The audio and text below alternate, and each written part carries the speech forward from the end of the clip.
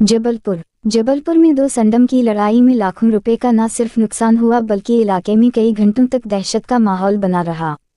जैसे तैसे 1 घंटे बाद जब संडम की लड़ाई खत्म हुई तब जाकर स्थानीय लोगों ने राहत की सांस ली, पर तब तक संडम की लड़ाई से हजारों रुपए का नुकसान हो चुका था। मामला जबलपुर के गुरंडी क्षेत्र के पान दरीबा का है, जहां दो संडम की लड़ाई ने 1 घंटे के लिए ट्रैफिक रोक दिया। प्रत्यक्षदर्शी शेख अजीम ने बताया कि स्थानीय लोगों ने दोनों संडम को अलग करने का भरसक प्रयास भी किया पर कुछ फायदा नहीं हुआ, क्योंकि दोनों सांड एक दूसरे के दुश्मन बन चुके थे। दरअसल रात का समय था, पान दरीबा का बाजार लगा हुआ था। अचानक ही दो काले सांड आ गए और एक दूसरे को देखने लगे। कुछ ही देर में दोनों एक दूसरे के आमने सामने आ गए।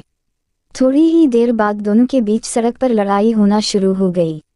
करीब 10 मिनट तक दोनों ही विशालकाय संडम में लड़ाई होती रही। इस दौरान मौके पर मौजूद लोगों ने उन्हें भागने की कोशिश की पर असफल रहीं।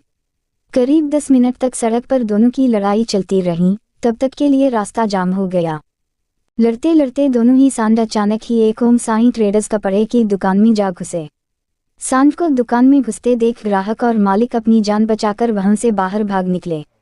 दुकान के अंदर ही दोनों एक दूसरे से लड़ते रहे। दुकान मालिक ने सांड की पूंछ पकड़कर भागने की कोशिश की। जैसे तैसे आधे घंटे बाद संडम की लड़ाई खत्म हुई और दोनों अलग अलग रास्ते चले गए। दुकान संचालक विशाल कुमार ने बताया कि अच्छी बात यह थी कि जिस समय सांड दुकान के अंदर आए थे उस समय ज्यादा भीड़ नहीं थी।